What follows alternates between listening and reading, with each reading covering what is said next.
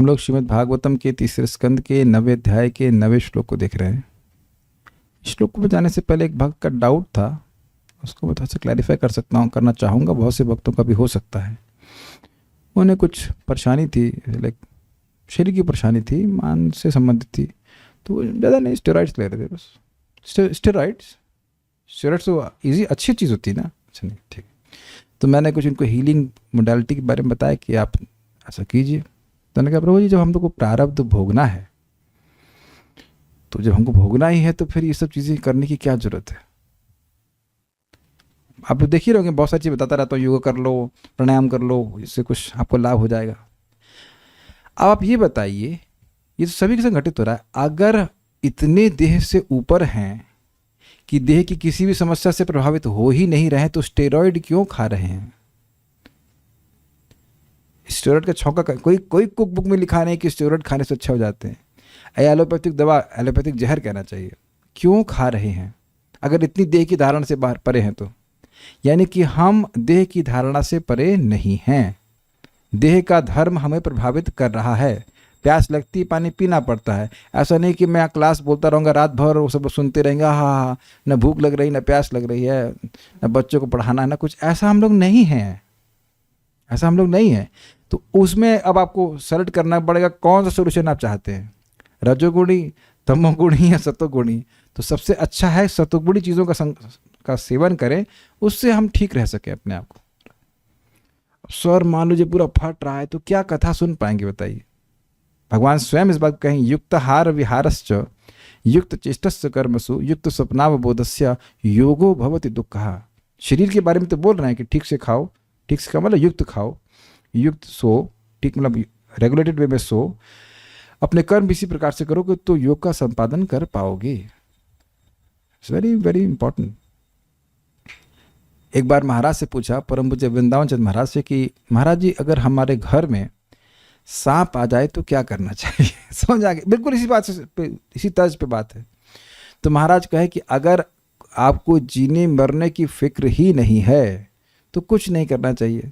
जैसे कि हरदास ठाकुर जी की गुफा में, उनकी 2 BHK नहीं था कि एक रूम में रह रहे हो दूसरे रूम में ना, उसी गुफा में एक सर्प आ गया और भयंकर विषधर सर्प। तो उनसे मिलने के लोग आते तो कहने लगे यहाँ कुछ महक आ रही है या जो भी है सर्प है, इससे मैं भगाना चाहिए। तो कहते अच्छा अच्छा, कल तक नहीं जाएगा सर्प तो मैं ही छोड़ के चला जाऊँगा। बताइए, हम लोग बोलने वाले हैं क्या हम ऐसी चेतना में है कि कोई सर्प आ जाए हमारे घर में, कहता ये नहीं जाएगा तो हम ही घर छोड़ के चले जाएंगे। तो आप देखिए, हमारी चेतना उनमें चेतना में अंतर है, तो हमको एटलीस्ट भगाना तो पड़ेगा उसको। हम लोग जिस चेतना में हैं उसी में कार्य करना पड़ेगा, यद्यपि हम एस्पायर हायर चेतना के लिए कर रहे हैं। ऐसी चेतना से प्रहलाद महाराज की, इनको कोई अब हाथी उन पर पांव रख रहा है तभी वो कृष्ण का स्मरण कर रहे हैं, तो हम लोग कहाँ स्मरण करेंगे। ऐसा हर व्यक्ति को अपनी योग्यता के अनुसार करना पड़ेगा।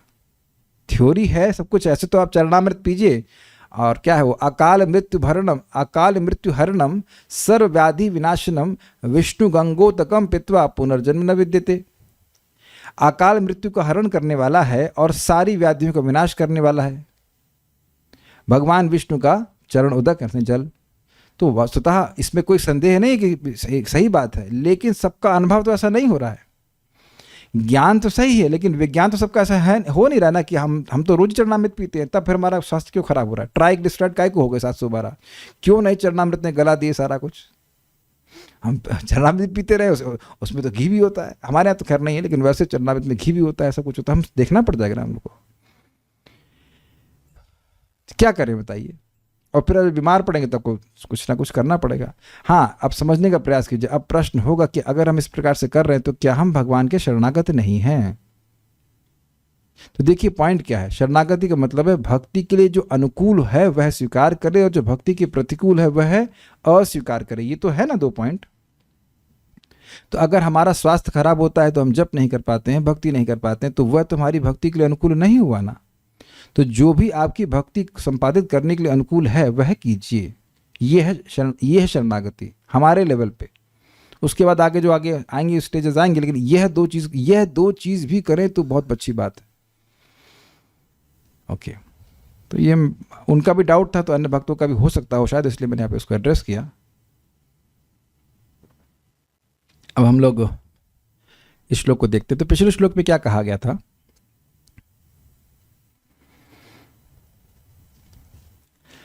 शुत्रुत्रिधातुभिरिमा मुहुरर्द्यमाना शीतोष्णवात वर्षैरितरेतरा च कामाग्निना चितरुषा च सुदुर्भरेणा संपश्यतो मन उरुक्रमसीदते में। उनको दीजिए।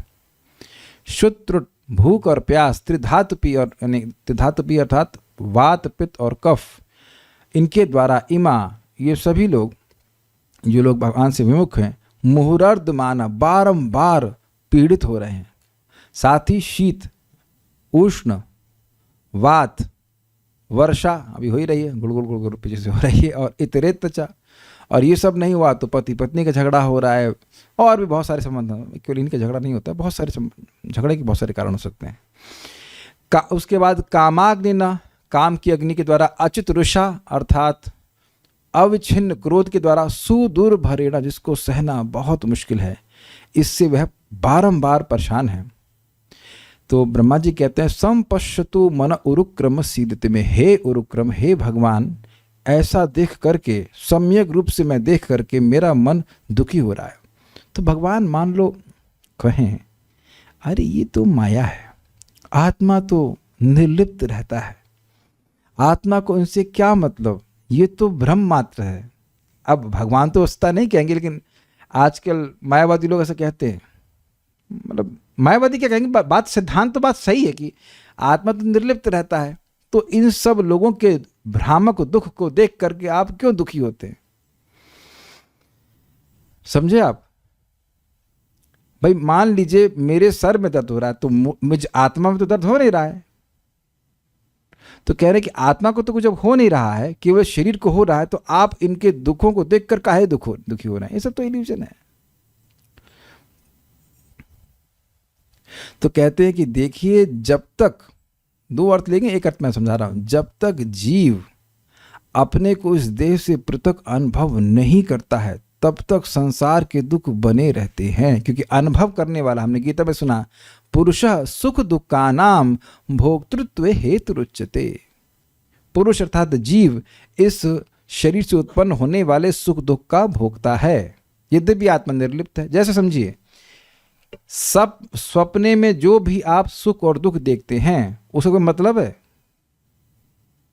नहीं कहते हैं। आप सही कहते हो कि नहीं। कब तक? जब तक जागृत नहीं होते हैं तब तक मतलब नहीं है। ऐसे कहने चाहिए, जब तक जागृत नहीं होते तब तक तो उसी से मतलब होता है। अब समझ रहे हैं? बहुत ध्यान से सुनिएगा। जागृत अवस्था में हम जरूर अनुभव करते, ना कोई भूत था, ना प्रेत था, ना कुछ था, ना परिवार था, ना नौकरी थी, कुछ भी नहीं था। लेकिन जब तक स्वप्न देखते रहते हैं, आप कह दीजिए कि परेशान नहीं होते। एक व्यक्ति की दम हो जो कह दे, this is a very brilliant point. मेरी बात समझ रहे हैं? अब समझिएगा, प्रयास कीजिए। स्वप्न में जो आदमी दिखता है उससे हम अपनी पहचान करते हैं, उससे भिन्न अपने को नहीं देखते। याद आ रहा है ना कि अपने ही सर को कटता हुआ व्यक्ति देखता है। अरे अपने ही सर को कटा हुआ कैसे देख सकते हो? आपने अनुभव किया होगा कि हम लोग भाग रहे हैं, पीछे से कोई चक्कू लेके आ रहा है, घोंप नहीं रहा है, खाली घोंपने के लिए आ रहा है। कभी ऐसे सपने आए आप लोगों को? ये सारे नाइटमेयर्स मेरे को ही आते हैं। और आप भाग रहे हैं लेकिन अब भाग पा नहीं रहे हैं, और वो आपको टच भी नहीं कर पा रहा है, बस पीछे लगा है कि मारेगा मारेगा। ऐसा सपने कभी नहीं आप लोगों को आते? नहीं कभी ऐसे भयानक सपने? कोई भूत है, वो पकड़ रहा है, ऐसे मतलब पकड़ने आ रहा है, पकड़ के खा नहीं जा रहा, बस पकड़ने आ रहा है। किसको पकड़ने आ रहा है आज कुमार प्रभु स्वप्न में? हाँ, अब तुरंत ने बोला अपने को। अब जबकि आप तो पिक्चर देख रहे हैं, हम कहते हैं कि हम स्वप्न देख रहे हैं, बाद में बोलते हैं कि हम स्वप्न देख रहे थे। और स्वप्न में क्या सोच रहे थे? कि मुझे पकड़ रहा है। तो यानी स्वप्न में दिखने वाले जो कोई व्यक्ति था, मतलब क्या कह सकते हैं उसमें, उससे हम अपनी पहचान कर रहे हैं। तब जब तक वह पहचान चलती रहेगी तब तक हमारा स्वप्न टूटने वाला नहीं है। तब तक हमारा स्वप्न के जो सुख दुख हैं उसमें हम कह नहीं सकते कि हमें उससे प्रभावित नहीं हो रहे। क्लियर? स्वप्न में कभी कभी नौकरी गई है किसी की, और किसी को नौकरी मिल भी गई होगी, किसी को थैंक यू भी बोला होगा, आपने हमको नौकरी दे दी, और फिर स्वप्न टूटा तो ना नौकरी है, ना पैसा है, ना कुछ है, कुछ भी नहीं है।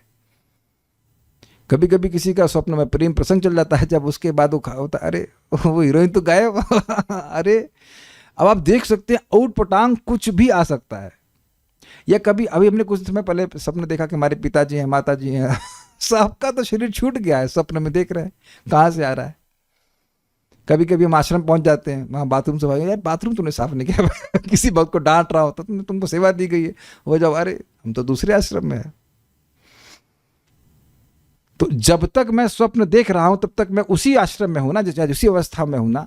तो यही कह रहे हैं कि जब तक जीव इस माया के इस जो इंद्रिय आदि समूह हमारे आसपास सेट कर दिया गया, जो माया के बल के द्वारा हम पर आरोपित है, और हम बार बार यही मान रहे हैं कि हमको भूख लग रही है, हमको मतलब सारी कठिनाई आ रही हैं, तब तक ये संस्कृति नहीं जाती, इसलिए मैं दुखी हूं। मतलब ये दुख हम अनुभव कर रहे हैं, यद्यपि दुख है नहीं आत्मा को, लेकिन फिर भी दुख अनुभव हो रहा है ना। जैसे एग्जाम्पल दिया था कि भाई सिर का छेदन नहीं हो रहा है, लेकिन व्यक्ति सपने में मान रहा होता है कि मैं सिर का छेदन हो रहा है।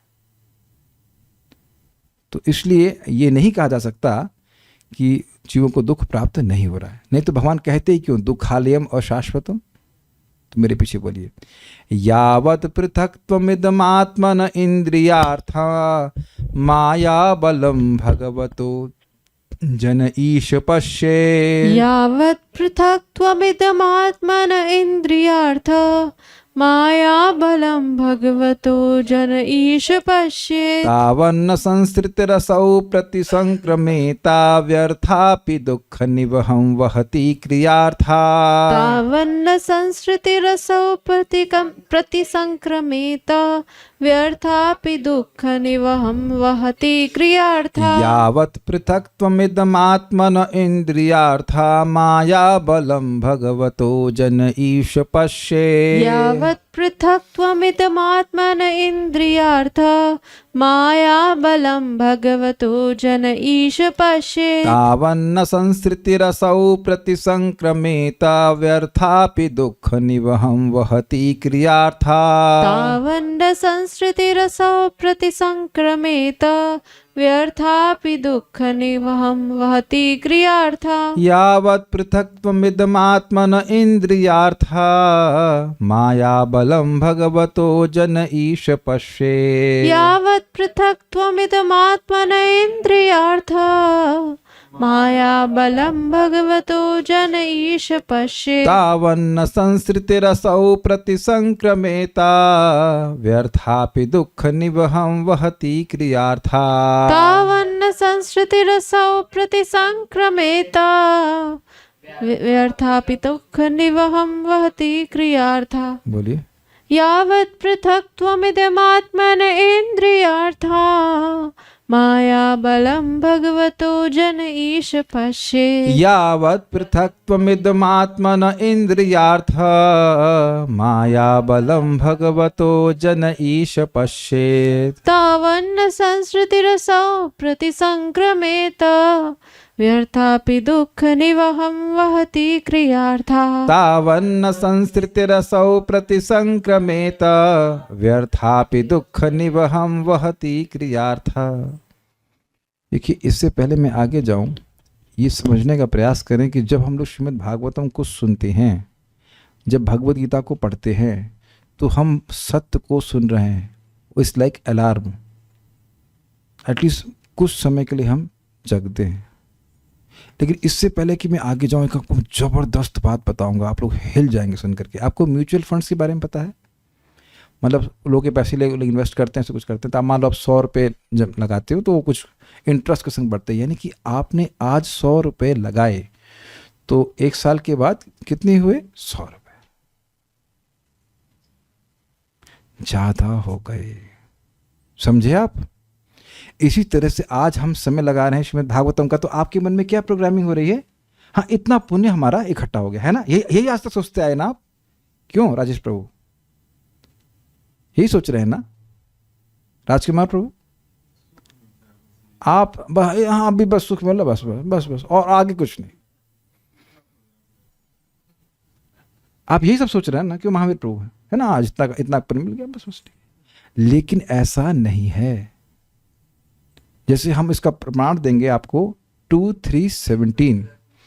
आप इस जगत में किसी को दान देते हैं तो वो कई गुना वापस आता है। तो कई गुना वापस आता है मतलब सेम म्यूचुअल फंड्स की तरह। आज आप 100 रुपये जमा कर रहे हैं तो कुछ काल के बाद वो कभी कभी 4-5 साल में, मैं उसका प्रोपाउंडर नहीं, मैं फिर बता रहा हूँ कि खूब इंटरेस्ट है, आपको 3-4 साल में 5 गुना हो जाता है। 3-4 साल में वही पैसा आपका 10-5 4 गुना वटएवर हो जाता, कुछ भी हो जाता, बढ़ जाता है। तो आज आपने श्रद्धा रखकर भागवत में इन्वेस्ट किया है, भगवान के नाम में, भगवान की भक्ति में इन्वेस्ट किया है, तो वो ड्रॉप बाय ड्रॉप नहीं बढ़ रही है, वो घूम करके आगे और बढ़ करके हमारे पास आएगी। Is it okay? भगवान कृष्ण को आप दे रहे हैं इस समय, सबसे मूल्यवान वस्तु है हमारा समय। कल्याण प्रभु क्या भंव बन गए, सबसे मूल्यवान वस्तु है हमारा समय। अच्छा, जो समय निकल गया वो कितने रुपए वापस आएगा? जो समय निकल गया तो गया ना, वो तो आप पैसे देकर वापस नहीं ला सकते हैं। तो हम खाली बोल रहे हैं, क्यों बोला मैंने, यहाँ श्रीमद् भागवतम को सुन रहे हैं आप, अपना समय दे रहे हैं, तो ये हमारे अज्ञान को लीनियर वे में नहीं खत्म करती है। इतना सा किया आपने, 1 घंटा किया तो इतना नहीं, कितना वो नष्ट कर रही है हम समझ नहीं पा रहे हैं। एक ही नाम अनंत जन्मों के पापों को नष्ट कर रहा है। श्रीमद् भागवतम का श्रवण महान पुण्य का लाभ दे रहा है। इससे पहले मैं आगे जाऊं, मैं बता दे रहा हूं इस बात को, फिर याद दिला रहा हूं आप लोग को। गंगा जी में 3.5 करोड़ तीर्थ हैं, याद आ रहा है? अग्नि पुराण से था या वायु पुराण से, किसी एक में से पुराण से बताया गया। तो और वही गंगा जी भगवान के चरणों में है, और वही भगवान श्रीमद् भागवतम के शब्द के रूप में हमारे कानों से प्रवेश कर रहे हैं, हमारा हृदय ही तीर्थ बन जा रहा है। अब कठिनाई क्या कि जब हम पढ़ेंगे तो इतने फोर्स से इस बात को नहीं पढ़ेंगे। जब साथ में आके हम लोग सुनते हैं कथा तो वो अलग हो जाता है, उसके महत्व को और अधिक समझ पाते हैं। इसीलिए से बताओ, तो मुझे पढ़ने में उतनी रुचि नहीं जितना पढ़ाने में, मतलब पढ़ाने के लिए पढ़ने में, क्योंकि उससे हमारा भी बहुत ज़्यादा शुद्धिकरण होता है। तो चलिए वापस श्लोक में हम आते हैं। क्या बात कही जा रही है हम देखते हैं। हे प्रभु, आत्मा के लिए भौतिक, एक मिनट पे छूट गया बात, मैं क्या कहना चाह रहा था, मैं ये कहना चाह रहा था कि कभी कभी आप कहीं 100 रुपये ला के छोड़ दिए, अब अपना मस्त हैं, आप कुछ काम कर रहे हैं, देखिए 10 साल बाद घूम के अरे इतना पैसा बढ़ गया। उसी तरह से आज कोई भागवत सुन रहा है, मान लो उसने सुन करके छोड़ दिया, लेकिन घूम करके जब उसका फल, उसका पुण्य फलीभूत होता है, तो फिर से वो भक्ति भागवत कथा सुनने के लिए आ जाता है, फिर भक्ति में आ जाता है। समझे मेरी बात आप? ये मैं कहना चाह रहा था कि पिछले श्लोकों में आया था कि जो हत धिय है, जो दैवेन हत धिय, जो अपने पहले का पाप, ऐसा पाप का बोझा ढो रहे हैं, तो हो क्या रहा है, वो पाप तो थोड़ा सा किए ऐसे लग रहा था, लेकिन उसका रिजल्ट इतना बड़ा आ गया कि भगवान के प्रति विमुख हो गए वो। तो उसी तरह से पॉजिटिव सेंस में कहीं गलती से भी थोड़ा उसने भागवत सुन लिया, जप कर लिया, तो अब उसको कुछ नहीं दिखेगा, लेकिन कालांतर में वो घूम करके उसके पास आएगा और फिर उसकी मति को भगवान में लगा देगा। कोई विरोध नहीं होना चाहिए, समझ में आ रही होगी बात। हाँ, हे प्रभु, आत्मा के लिए भौतिक दुखों का कोई वास्तविक अस्तित्व नहीं होता। जैसे कि आत्मा तो सच्चिदानंद है, ना उसको अग्नि जला सकती है, ना कोई भी तत्व उसमें प्रवेश नहीं कर सकता है। तो इसलिए जो भी दुख हम अनुभव कर रहे हैं वास्तविक तो है नहीं। फिर भी जब तक बद्धात्मा शरीर को इंद्रिय भोग के निमित्त देखता है, दिस इज ब्रिलियंट, तब तक वह आपकी बहिरंगा शक्ति द्वारा प्रभावित होने से भौतिक कष्टों के पास से बाहर नहीं निकल पाता। समझ रहे ना बात को? कोई ब्रह्मा जी से कहे कि भाई ये सारे सुख दुख तो एक छलावा मात्र है, आप काहे को दुख करते हो उनके लिए, तो कहते हैं वास्तविक रूप से छलावा है। आत्मा के लिए कौन सा पैसा नुकसान करवा, ना तो पैसे का कोई नुकसान हुआ, ना पैसे का कोई लाभ हुआ। हम में से किसी का घर हमारा घर नहीं है, कितने लोग ये मानते हैं? आपके नाम पे कोई है नहीं ना, इसलिए अगर आपके नाम पर होता तो आप नहीं कहते। ये हो ही जाता है। अच्छा, आपके पिताजी हैं आपके, अब आप हाथ नहीं खड़ा कर रहे हैं, क्योंकि पैदा होते ही हम जंगल में चले नहीं गए थे सेल्फ रियलाइजेशन के लिए। अब कठिन हो गया कि नहीं? अब कैसे कह देंगे कि आपके पिताजी नहीं है?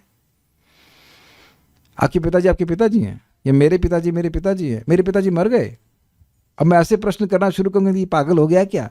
आपके पिताजी नहीं तो कौन, किसके पिताजी है? दूसरे के पिताजी है। तो अनुभव यही हो रहा ना, अमुक व्यक्ति हमारा पिता है, आज कदाचित मैं अपने फोटो देख ली थी बचपन की, अपने नहीं, अपने बचपन के शरीर में, अरे ऐसा लगता था मैं। इवन मतलब मैं अभी देख रहा था कि मैं काफी काला था, सरप्राइज कि मैं इतना काला था। एक गोरा कैसे, गोरा मीन्स शरीर कैसे गोरा हो गया? हम तो कुछ ऐसा कुछ खाए नहीं, फेयर भी लगाते, कोई क्रीम लगा, कुछ नहीं करते, ये चेंज कैसे हो गया? How this all happening? यानी पूरा देह ही चेंज हो रहा है। पहले मेरे गाल बहुत ही पिचके हुए थे, मेरे मतलब मेरे देह के, खा खा के मोटे हुए। आप समझने का प्रयास कीजिए, हम अपनी आंखों से देख रहे हैं कि हमारा देह परिवर्तन हो रहा है। जब देह ही हम नहीं हैं तो हम किसी के बेटे कैसे हुए, उसके बाद किसी के पति कैसे हुए, किसी के कुछ भी कैसे हुए? आप कह दीजिए कि नहीं है, कौन मानने का तैयार है? तो आप समझ सकते हैं ये सब इल्यूजन है ही इल्यूजन भाई, है ही। फिर भी जब तक बद्धात्मा शरीर को इंद्रिय भोग के निमित्त देखता है, यानी कि देखने से पकड़िए, देखने का मतलब स्वप्न अवस्था की तरह है कि ये, अरे हम अपना ही मजाक बना रहे हैं। हमको ऑयल मना किया, मेरा माइंड इतना रिवोल्ट कर रहा है, 1 चम्मच तो चलता है। फिर मेरे को मुझे समझाना पड़ता है, तुम्हारी देह के लिए है, ये तुम्हारी देह के लिए है, तुम्हारी देह के लिए अच्छा है, तुम्हारी देह के लिए अच्छा नहीं है, is nothing to do with you. I mean I have to. कुछ लोग जिनको मीठे का शौक है, आप लोग समझ रहे होंगे, मीठा ना मिले तो उफ। एक व्यक्ति में बोल रहे थे, दिमाग खराब हो रहा है, मीठा चाहिए, हमको मीठा चाहिए। किसको मीठा चाहिए, किसको मीठा चाहिए होता है बताइए? आप कुछ बोलना चाहेंगे इस पर? नहीं बोलना चाहेगा। कल्याण, किसको मीठा चाहिए होता है? आप खा लिए, खा लिए। आप में से किसी को है मीठे का शौक? तो आप देख रहे हैं अंतःकरण में वो छाए छपी हुई है, हाँ ये खाना है, वो खाना है। आपको आलू अच्छा लगता है ना राजकुमार प्रभु? हाँ देखो, हाँ बोल रहे हैं। आपको, आप कौन, आप कौन? हाँ शरीर को। तो फिर हम आप तो पूछ रहे हैं आपको क्या अच्छा लगता है। तो अब देखिए, अब देख रहे हैं हमारे अंतःकरण में जो इच्छाएं लॉज है, उससे हम अपनी पहचान करें। जब तक हम अपने शरीर को, वॉइस बीच में चली जाती है, ये कुछ प्रॉब्लम हो रहा है लगता है। हरी हरी, आज ये सारी समस्या होनी है। अभी आ रही है आवाज? Is it all okay with everyone? तो आप कहेंगे जब हमको ये रियलाइजेशन होता ही नहीं तो ये बार बार सुनने की जरूरत क्या है? नहीं, जरूरत है ताकि हम अपनी बीमारी को समझें कि हम अंतःकरण से अपनी पहचान कर रहे हैं। और जब तक ही चलेगा तब तक क्या लिखा है देखिए, तब तक वह अपनी आपकी बहिरंगा शक्ति द्वारा प्रभावित होने से भौतिक कष्टों के पास से बाहर नहीं निकल पाता। आप इस विज्ञान को समझिए। जब देखो भाई, अंतःकरण में इनपुट कहाँ से आता है? बाहर से, इंद्रियों से आता है। खुद कोई गाली दे दिया तो बड़ा दुखी हो गए, कोई बहुत प्रशंसा करे, बहुत बुद्धिमान, बहुत हमको मानते हैं। आपने देखेंगे कोई आपको प्रशंसा कर देगा, तुरंत आपके मन में आएगा ये व्यक्ति बहुत बुद्धिमान है, मेरी महिमा समझ रहा है। ये मन बोलता ही है। आप किसी की तारीफ कर दीजिए, प्रभु जी आपने बड़ा अच्छा गाया, मान लो धीरे से बोलते, क्या सुना नहीं? ऐसे वो कुछ बोलेंगे तो दिक्कत होगी, लेकिन ऐसे आप किसी को बोल दिए, तुरंत सबके मन में आ जाता है कि क्या बोला। पकड़ने का प्रयास कीजिए। हम लोग सूक्ष्म स्थूल रूप से अपने देह को अपने भोग का साधन देख रहे हैं, और जब तक ये इल्यूजन हमारे मन में है कि यह शरीर किसी भी तरह से मुझे सुख देगा, ये इल्यूजन है कि नहीं? ये इल्यूजन है कि नहीं? समझ रहे हैं सब लोग कि यह देह मुझे सुख देगा, तब तक माया के सुख और दुख मिलेंगे। बेटा तुमको सुख ही नहीं देगा, तुमको दुख भी देगा। सुनाई पड़ गया सबको? जब तक मैं ये मानता रहूंगा कि ये देह सुख देगा, तो फिर देह दुख भी देगा। एग्जैक्टली, बहुत अच्छा आपने हिट किया। अगर हम यह समझ लें कि यह देह मेरा भगवान के द्वारा दिया गया उपकरण है, जिससे मुझे भगवान की सेवा में नियोजित करना है, माया से पार हो जाएंगे। This is that simple. जब तक मैं सोचता रहूंगा कि देह मेरे भोग का उपकरण है, मैं माया में हूं। अन्यथा इहा यस्य हरे दासे कर्मणा मनसा गिरा निखिलासु अपि अवस्थासु जीवन मुक्त स उच्यते। अगर हमने यह सोच लिया कि यह देह कृष्ण की सेवा के निमित्त है, कृष्ण ने मुझको दिया है, तो तुरंत माया के पास से बाहर हो गए। बहुत ब्रिलियंट श्लोक है ये, बहुत ब्रिलियंट। और फिर व्यक्ति अगर इस भावना में रहेगा तो देह के सुख दुख से वह प्रभावित नहीं होगा। अब अगर ऐसा नहीं कर पा रहे हैं तो हम वो इसीलिए, क्योंकि हम देह को अपने कृष्ण की सेवा के लिए नहीं, अपने भोग के लिए मानते हैं। सुन लिया है लेकिन उसको स्वीकार नहीं कर पाए। जैसे मान लीजिए कोई मेरे स्कूटर पे थूक दिया, तब, और ऐसा हुआ है, हम एक बार कार से प्रीचिंग के लिए जा रहे थे और स्कूल बस से कोई निकला, बस में लोग थूकते रहते हैं, तो कोई थूका, उसका बलगम जो है वो शीशे के ऊपर गिर गया। हमारा ड्राइवर गाली देने लगा, मतलब ऑल हिज जो भी उसकी वोकैबुलरी थी।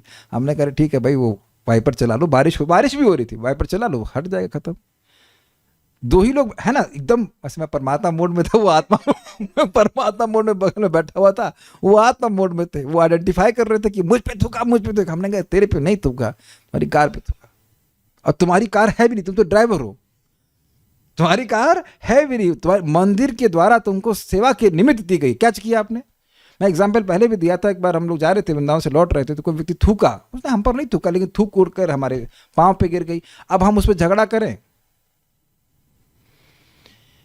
जब तक जितनी मात्रा में हम इस देह को अपने भोग का साधन देखेंगे, इसके सुख और दुख के भोक्ता हम बनेंगे ही, हमें बनना ही पड़ेगा।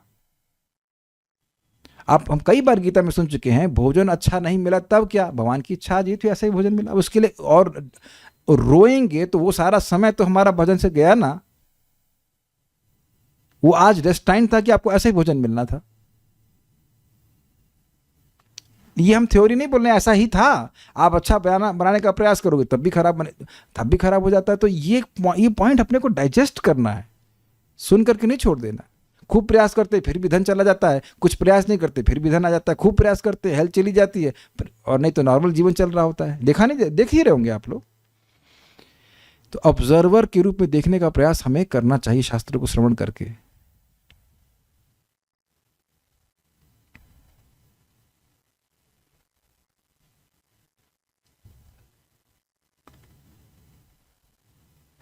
हे ईश यानी हे परमेश्वर, जनः समस्त लोग, यावत भगवतः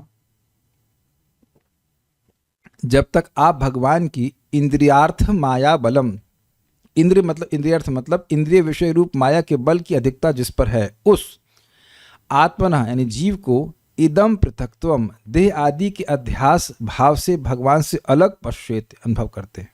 अब पहले इस लाइन को समझने का प्रयास कीजिए, हुआ क्या। कह रहे कि हे भगवान, जब तक लोग माया के बल से इंद्रिय विषय रूप माया के बल से, माया का बल कहाँ तक है, माया का बल हम पर तभी तक है जब तक हम इंद्रिय विषयों में इंटरेस्टेड हैं। Do you agree? जैसे मान लीजिए हमें शराब पीने की इच्छा ही नहीं है, तो कितनी भी दुकानें खुली हों उनका जोर हम पर चलने वाला नहीं। क्लियर? जब इच्छा ही नहीं तो फिर तुम चलाते रहो, कुछ भी, कोई फर्क नहीं पड़ता। तो उसी प्रकार से जब तक ये जो माया के बल से वशीभूत जीव है, जो इंद्रिय विषयों को प्रस्तुत करती रहती है, ये देख लो, ये छू लो, ये खा लो, इत्यादि इत्यादि, उस कारण से जीव इदम पृथक्त्वम देह आदि के अध्यास से, मतलब देह में अपने को मानने की, मैं ये देह हूं, इस कारण से अपने को भगवान से अलग समझता है। पृथकत्व का मतलब हुआ, इदम मतलब ये देह आदि का अध्यास, और पृथकत्व मतलब मैं भगवान से अलग हूं, और मैं ही भगवान से अलग नहीं हूं, आप भी भगवान से अलग हैं। समझ पा रहे हैं मेरी बातों को? जैसे मान लीजिए अनंत प्रभु को पूछो आपके पापा कौन है, तो कहेंगे मैं जिंदगी गोद में बैठा हूं। Is it not? You feel comfortable? Yes, बिल्कुल कंफर्टेबल भाई, उनके बेटे हैं। ऐसे हम सभी का भाव है। क्या इसी प्रकार का भाव हमारा अपने वास्तविक पिता के प्रति है? तो उत्तर क्या होगा? नहीं, हम तो अलग हैं। अलग का एक और अर्थ है, कृष्ण के इंटरेस्ट से मेरा इंटरेस्ट अलग है। अब और कुछ क्लियर हुआ? जैसे और समझिए, आपको पड़ोसी से क्या मतलब होता है? कुछ नहीं। राजेश प्रभु पड़ोसी, हमें तो अपने पड़ोसी का नाम भी नहीं पता है, तो शक्ल भी नहीं जानते, नाम भी नहीं पता, समझ गए ना? पृथक, उनका हमें उनसे क्या मतलब, इसे कहते हैं पृथकत्व। भाई क्यों नहीं मतलब? हवा किसकी ले रहे हो? जब गाड़ी में हवा भराने जाते हैं तो जो हवा देता है उससे मतलब नहीं होता है। काटी बात को। गाड़ी में हवा भराने जाते हैं तो जो गाड़ी में हवा भरता है उससे कोई मतलब नहीं होता है। जानते कि इसकी शरण में नहीं जाएंगे तो हमें हवा नहीं मिलने वाली, हमारा टायर पंचर रहेगा। ढूंढते हैं ना उस व्यक्ति को जो हमारे हवा भर दे गाड़ी में। कैसे नहीं मतलब है? एक क्षण के लिए भी हम भगवान के बिना रह सकते हैं? जल पिया मैंने अभी, पृथ्वी में रह रहे, सब जग हर चीज़ भगवान दे रहे हैं, फिर भी हम सोच रहे हैं माया के बल से कि हमें भगवान से कोई मतलब नहीं है। आप कहेंगे नहीं, हमें तो सब, हम तो ऐसा नहीं सोचते हैं, वो भागवत थोड़ा बहुत सुन रहे हैं इसलिए नहीं सोचते हैं। नहीं तो अभी जरा बंद कीजिए, फिर देखिए, फिर अलग ही अलग सोचेंगे, अलग ही लग जाए सोचेंगे।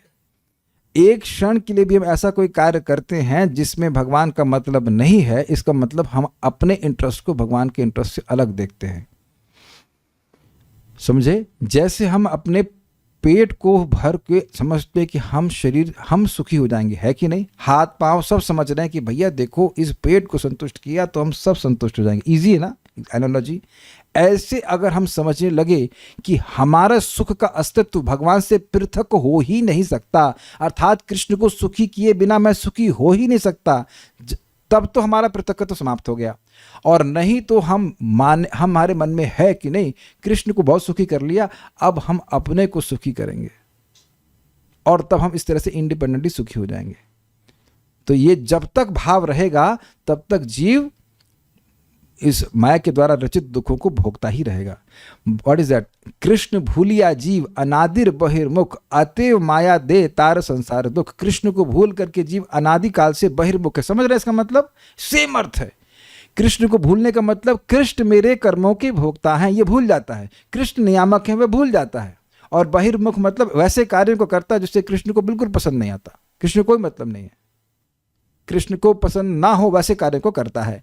और इसी कारण से माया उसको बारंबार दुख देती। दुख किस प्रकार से देती है? ये मनवाती है कि तुम देह हो, और फिर जो देह के विकार हैं उससे अपनी पहचान करवा देती है। देखो तुम्हारे बाल कम हो रहे हैं, हम ऐसा किसी को बोल रहे हैं, लेकिन किसी स्त्री के बाल कम होने लग जाए, क्या उसको दुख नहीं होगा? कभी आप लोगों को सपना आया कि दांत टूट गए हैं सारे?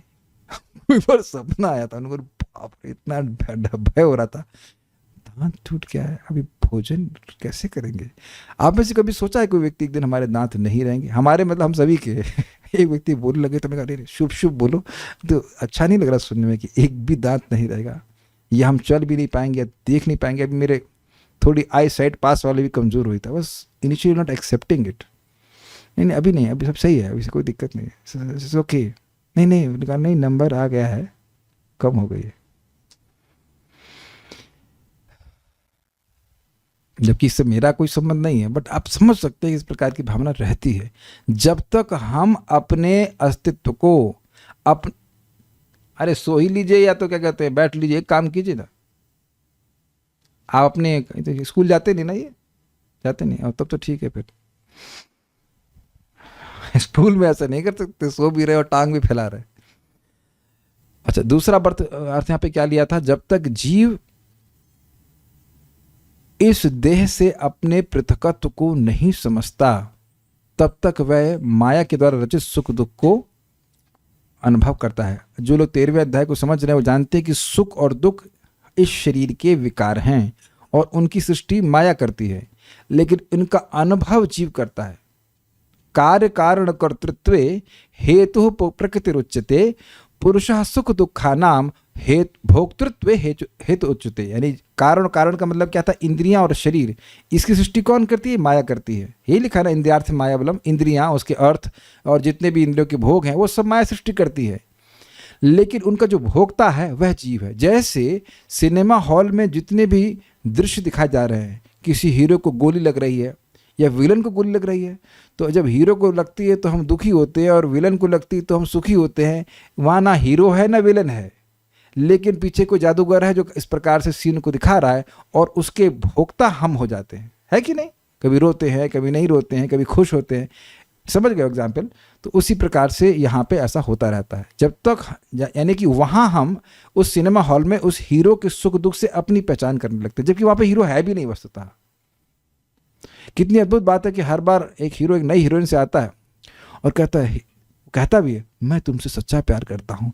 तो अब उससे पूछो यार तुम पिछली बार तो किसी और लड़की को ऐसा कह रहे थे, कभी मन में आया आप लोग के जो फिल्में देखते थे, कभी उनमें आया कि ये तो यार झूठ बोल रहा है, पिछली बार किसी दूसरी लड़की को कहता है, इस बार ये दूसरी लड़की को कहता है। उस समय क्यों ऐसा नहीं आता? क्योंकि इस समय हम अपनी पहचान उस हीरो से कर लेते हैं या हीरोइन से कर लेते हैं, जो भी आपका मतलब जिससे भी आपकी आइडेंटिफिकेशन होती है। क्या कुछ माता जी लोग कभी फिल्म देख करके रोई हैं हीरोइन का दुख देख करके, कितनी दुखी है, और बात अलग है वो सॉफ्टी खा रहे एक जीवन who cares. So like this. तो दोनों एग्जाम्पल्स आप समझ गए। परम पूज्य राधानाथ महाराज कहते हैं कितनी इंटरेस्टिंग बात है कि इस प्रकार से पहचान करने के लिए सबसे पहले आपको अंधकार में होना पड़ता है, स्वप्न में भी और सिनेमा हॉल में भी।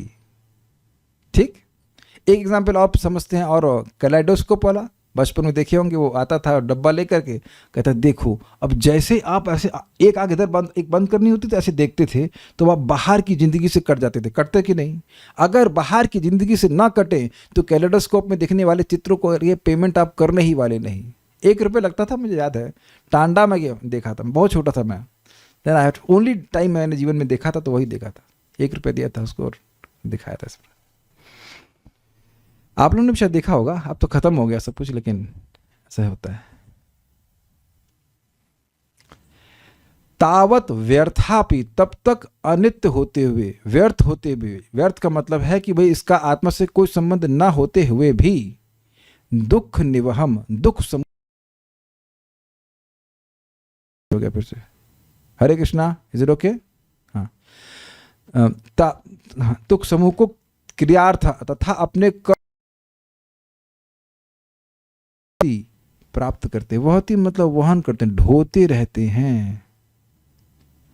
असौ संस्कृति न प्रतिसंक्रमिता, एवं इस संसार से उपरत नहीं होते। उपरत का मतलब होता है निवृत्त नहीं होते, एक के बाद एक कर्म भोगते रहते हैं। तो बहुत सुंदर जो उसका सिंपल अंडरस्टैंडिंग है वो यह है कि, जो इजी अंडरस्टैंडिंग है वो ये है कि देखिए, जब तक हम यह नहीं समझते कि मैं कृष्ण का सेवक हूं, ये देह और इंद्रियां मुझे भगवान ने दी हैं ताकि मैं उनकी सेवा कर सकूं, तब तक हम कर्म फल को नहीं जीत सकते। एक के बाद एक कर्म फल को भोगते रहेंगे और बार बार जगत में आते रहेंगे। ये समझ में आ गया? और हर बार अपनी पहचान देह से करते रहेंगे और दुखों को भोगते रहेंगे। इसलिए ब्रह्मा जी दुखी हैं। यावत पृथक पृथकत्वम इदम आत्मन इंद्रियार्थ, जब तक पृथकत्व को, अपनी अलग सत्ता को, इदम यह, आत्मन यह जीव, इंद्रियार्थ माया बलम, इंद्रियों के अर्थ जो माया के बल को है से प्रकट होते हैं, भगवत, हे भगवान, जन ईश पश्येत, हे भगवान, हे ईश्वर, जो इस प्रकार से समर्थ सभी को नियमन करने के द्वारा, अपनी माया के बल के द्वारा, जब तक वह जीव अपने आप को आपसे अलग देखता है, सिंपल अर्थ है, तब तक तावत न संस्कृति असौ प्रतिसंक्रमेता, तब तक उसकी संस्कृति का प्रतिसंक्रमण नहीं होता। अब ऐसे समझिए, संस्कृति मतलब एक इन्फेक्शन है, बार बार जन्म लेना, क्यों? अविद्या के कारण। तो उसका प्रतिसंक्रमण, संक्रमण प्रतिसंक्रमण, समझ रहे ना? संक्रमण मतलब इन्फेक्शन और प्रतिसंक्रमण मतलब उसका क्या कह सकते हैं, एंटीडोट। उसका एंटीडोट निकलता नहीं है। मैं समझा पा रहा हूँ? श्लोक बहुत सुंदर है। जब तक जीव, समझिए सिंपल सी बात है, जब तक जीव अपने अस्तित्व को भगवान से अलग समझता है, जब तक वह सोचता है कि मुझे भगवान से मतलब ही क्या है, तब तक उसका ये जो संस्कृति का संक्रमण है, जो इन्फेक्शन है, वह उसका प्रतिसंक्रमण नहीं होता, उसकी निवृत्ति नहीं होती। बार बार जो जगत में आने की प्रवृत्ति है वह समाप्त नहीं होती। प्रीतिर न यावत मयि वासुदेवे ना मुच्यते देह योगे न तावत, वही उसी अर्थ में बोल रहे हैं कि जब तक, भगवान ऋषभदेव बोल रहे हैं 5वें स्कंद 5वें अध्याय में, कि जब तक मुझ वासुदेव में व्यक्ति की प्रीति नहीं होती है, तब तक उसका देह का योग नहीं रुकता। देह का योग मतलब बार बार देह पाने का जो क्रम है वह नष्ट नहीं होता। तो मतलब वैसे भगवान को भोजन देना, भगवान का प्रसाद स्वीकार करना, भगवान को गिफ्ट देना, भगवान का गिफ्ट स्वीकार करना, जैसे भगवान को माला दिए तो भगवान की माला आपको वापस प्रसाद के रूप में देते हैं, भगवान के बारे में श्रवण कीर्तन करना। तो इस प्रकार से 6 प्रकार से भगवान से प्रेम शुरू करते। तो अगर जो व्यक्ति इस प्रकार से कर रहा है उसका तो देह का बंधन नहीं लगेगा। अगर आप लोग को याद हो तो हम लोग 13वें अध्याय के 23वें श्लोक में, 23वें श्लोक में सुने थे कि जो व्यक्ति, क्या श्लोक था, बहुत अच्छा श्लोक था, अभी तो कल डिस्कस किया था ना, वर्स 24 नॉट 23, या एवं वेत्ति पुरुषम प्रकृतिम च गुणैः सह सर्वथा वर्तमानोपि न स भूयो विजायते। जो व्यक्ति इन पुरुष को, इन परमात्मा को समझता है, प्रकृति, भौतिक प्रकृति के साथ समझता है, च मतलब जीवात्मा को उनके गुणों के संग समझता है, इनके आपस में संबंध को समझता है, तो सर्वथा वर्तमान, चाहे वो किसी भी अवस्था में हो, वह दोबारा जन्म नहीं लेगा। और अगर वह ऐसा नहीं समझ रहा हो तो चाहे किसी भी अवस्था में हो, वह दोबारा जन्म लेगा। अगर वह अपने आप को प्रकृति का भोक्ता मानता है तो उसे जन्म लेना पड़ेगा फिर से प्रकृति का भोक्ता बनने के लिए। कल एक भक्त बोल रहे थे, प्रभु हमको आइडिया आ रहे थे क्लास के समय कि हम रात के 12 बजे तक पढ़ेंगे, लेकिन मतलब अपना कुछ मटेरियल स्टडीज, नॉट भागवतम, तो भागवत सुने, कहते नहीं हम सोएंगे उस पर उठेंगे। अब देख रहे हैं कैसे स्टीयरिंग की तरह काम करती है श्रीमद् भागवतम की कथा। यही तो मैं समझाते शायद हमारे प्राण छूट जाएंगे। अच्छा है, तब तो मतलब अच्छा ही है, कोई दिक्कत नहीं कि भाई शाम का समय आप भगवत कथा में लगाइए। आपको पता है आज मैंने सुबह गीता क्लास क्यों कैंसिल करी? आप कहेंगे बैंक के काम के लिए। नहीं, अगर मैं गीता क्लास करता तो बैंक के काम के लिए नहीं जा पाता। कई दिन से सोच रहा था कि जाऊंगा, फिर गीता पढ़ लेते, फिर तो आत्मा है, आत्मा तो हमने कहा रुको भी थोड़ा, आत्मा रुको अभी आत्मा रुको, जाओ जाके। It is just like that. कितने ऑलमोस्ट कब गया था मैं last time Noida, I don't know 20 days back, तब से पड़ा हुआ काम 20-25 दिन हो गए, हर दिन गीता क्लास करनी है, उसका फिर कैसे जाएंगे। टाइम का कोई प्रॉब्लम नहीं, खाली 20 मुश्किल से 15 से 20 मिनट लगता है, ऐसे कोई दिक्कत नहीं। लेकिन आज 7 किलोमीटर जाना था, लेकिन मैं देख रहा था कि ऐसा प्रभाव है कथा का, कि मुझे बोलने का, सुनने का ऐसा प्रभाव है कि उधर दिक्कत हो जाती है, मटेरियल काम करने में बड़ी भारी पड़ जाता है। घर में कुछ काम ऐसे करने पड़ते हैं जिसको ना भगवान को अर्पित कर सकते हैं, ना उनसे कनेक्ट, तो क्योंकि वे कर्म किया है और कृष्ण से इतर भी कर्म है, तो उसका बंधन लगेगा। तो अब इसका क्या किया जाए? बहुत अच्छा प्रश्न है। देखिए, बहुत अच्छा प्रश्न किया है। इसको भक्ति स्वामी सिंधु की क्लास में क्लियर करूंगा, लेकिन अभी समझ लीजिए। ज्ञान कर्मा दिनावृतम, इस जगत में कभी कभी भक्तों को ऐसे कर्म करने पड़ते हैं जो भक्ति नहीं होते हैं, लेकिन क्योंकि उनमें श्रद्धा नहीं होती इसलिए उसका प्रभाव नहीं होता। मान लीजिए भाई घर में सरस्वती जी की पूजा हो रही है या किसी देवता की पूजा हो रही है, अब भक्त तो भगवान कृष्ण की पूजा करना चाहता है, तो वहाँ खड़ा हो गया, तो उसका मतलब ये नहीं कि वो देवता की पूजा कर रहा है, क्योंकि देवता में श्रद्धा नहीं, उसको तो श्रद्धा भगवान श्री कृष्ण में है। या कहीं फंस गए, अब कोई व्यक्ति, आपका बॉस आपको सारी मतलब कृष्ण कथा के अलावा बहुत सारी बात बता रहा है, तो आप खड़े हैं, तो आप ऐसा नहीं कि आप उसमें रुचि ले रहे हैं। Is it okay? मान लीजिए कोई ताई चाची आ गई, आप बैठे हैं, तो 10-5 मिनट सुनना पड़ रहा है, तो वही स्वाभाविक सी बात है कि वह कृष्ण की भक्ति तो नहीं है, लेकिन क्योंकि आपकी श्रद्धा नहीं है तो भगवान अंदर देखे रहे कि श्रद्धा नहीं है और you will not get affected. अच्छा, फिर कहते हैं व्यर्थापि, जब यह सारे दुख जो है व्यर्थ हैं, फिर भी व्यर्थ होते हुए भी दुख निहवम वहती क्रियार्थ, फिर भी दुखों को उठाते हैं। समझ रहे हैं मेरी बात? जैसे समझिए, एक व्यक्ति था, बताया था ना कुछ दिन पहले, को मैसेज किया, फिर गुस्सा होकर बोला मूर्ख कहीं के, तुम्हारे जैसे लोगों के यूट्यूब चैनल पे मैं कभी नहीं आऊँगा इत्यादि, और बहुत खराब शब्द बोले। तो अब मैं ये नहीं कह सकता कि मुझे खराब नहीं लगा